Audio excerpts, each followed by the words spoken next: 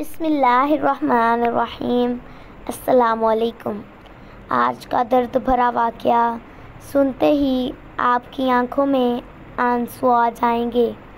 حضرت محمد مصطفیٰ صلی اللہ علیہ وآلہ وسلم بار بار حضرت امام حسین رضی اللہ تعالیٰ عنہ کو بلند کر کے دنیا کو یہ بتاتے کہ میں حسین سے ہوں اور حسین مجھ سے ہے، کہ اے لوگو، حسین پر اگر کوئی مشکل وقت آ جائے تو اس کا ساتھ دینا، کیونکہ یہ جنت کے جوانوں کے سردار ہیں، میرا خون ہے، میری اولاد ہے۔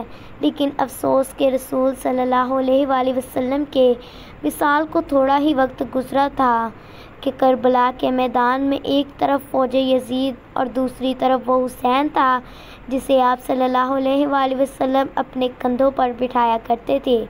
امام حسین علیہ السلام اپنے نانا کی امت سے بار بار کہتے، کیوں میرا راستہ روکا ہے لوگو؟ پہچانو میں تمہارے نبی کا نواسا ہوں۔ کیوں 3 دن سے میرے بچوں کو پیاسا رکھا ہے؟ کیوں میرے عزیزوں کو شہید کیا ہے؟ بتاؤ، کیا میں نے رسول صلی اللہ علیہ وآلہ وسلم کی شریعت میں کوئی ترمیم کی ہے؟ کسی انسان کا حق کھایا ہے؟ کیا کسی انسان پر ظلم کیا ہے؟ اتنے میں فوج یزید ایک آواز میں کہنے لگی، اے حسین، ہم تو تجھے تیرے بابا علی کے بغض میں قتل کر رہے ہیں تاکہ یزید ہماری جھولیاں دولت سے بھر دے۔ اے لوگو، آج تمہارے ہاتھ میں یہ جو اسلام کا علم بلند ہے، یہ علم میرے بابا علی نے بلند کیا تھا۔ اے لوگو، مت بھولنا کہ خیبر خندق میں اگر میرے بابا علی نہ ہوتے تو اسلام کی فتح ناممکن تھی۔ بولی جس نے اپنی پوری زندگی میں اسلام کی تبلیغ کی، حق کو بلند کیا اور رسول صلی اللہ علیہ وآلہ وسلم کی حفاظت کی، اب اسی علی کو اجر دے رہے ہو۔ اے لوگو، بتاؤ، اللہ کے رسول نے میرے بابا علی کا ہاتھ بلند کر کے کیا فرمایا کرتے تھے؟ جہاں حق ہوگا وہاں علی ہوگا، اور جہاں علی ہوگا وہاں حق ہوگا، اور آج علی اور اولاد رسول کو یہ صلہ دے رہے ہو۔ اتنے میں یزید کی فوج کے سپہ سالار نے سوچا کہ کہیں فوج میں بغاوت نہ ہو جائے، تو اس نے شمر لانتی کو کہا کہ اے شمر، کیا دیکھ رہے ہو، حملہ کرو۔ جب لاکھوں فوج نے نواسہ رسول صلی اللہ علیہ وآلہ وسلم پر حملہ کیا تو امام حسین علیہ السلام نے اللہ کا نام لیا اور تلوار نکالی۔ تاریخ گواہ ہے کہ ایک طرف لاکھوں کی تعداد کا مجمع اور ایک طرف 3 دن سے بھوکا پیاسا حسین ابن علی ہے۔ ایسی جنگ دنیا میں پہلی بار دیکھی گئی کہ تنہا انسان لاکھوں کے مجمع کو اس طرح پار کر رہا ہے کہ فوج اشقیا واپس پلٹ کر بھاگنے لگی۔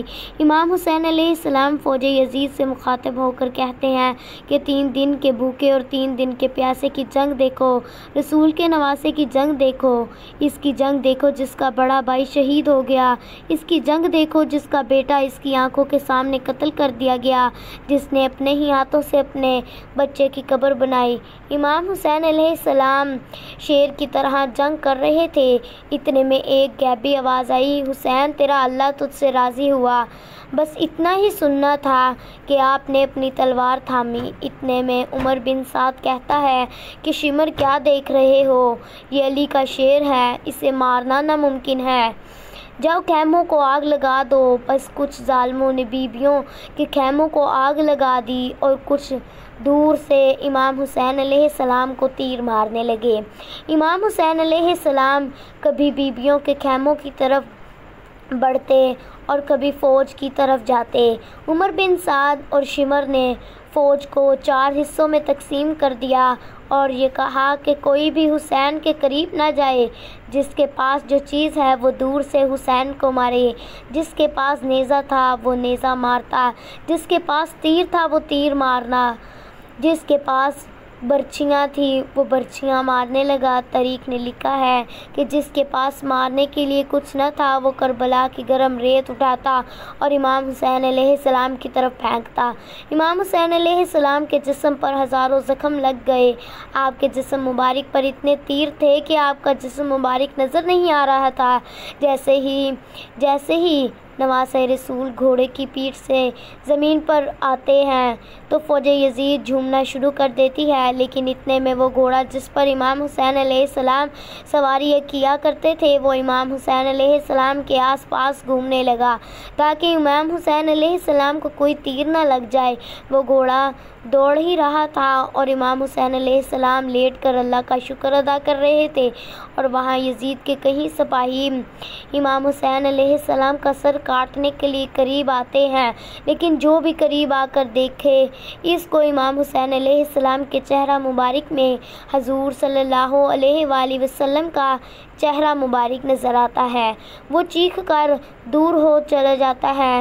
اتنے میں شمر لعنتی کہنے لگا یہ کام مجھ سے ہی ہوگا۔ جیسے ہی شمر نے خنجر حضرت امام حسین علیہ السلام کی گردن پر رکھا تو اس نے دیکھا کہ امام حسین علیہ السلام کے لب ہل رہے ہیں، تو اس نے سوچا کہ ہم نے امام حسین علیہ السلام کے پورے خاندان کو قتل کر دیا ہے، 3 دن تک حسین کے بچوں کو پیاسا رکھا، شاید حسین علیہ السلام ہمیں بد دعا دے رہے ہیں۔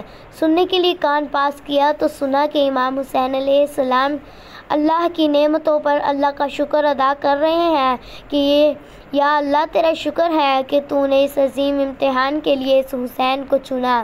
اتنے میں حسین علیہ السلام نے آنکھیں کھولی اور شمر سے کہا کہ شمر کیا تو نہیں جانتا کہ میں رسول صلی اللہ علیہ وآلہ وسلم کا نواسہ ہوں اور جنت کا سردار ہوں، حق پہ ہوں، بے جرم ہوں؟ تو شمر نے کہا کہ ہاں مجھے معلوم ہے۔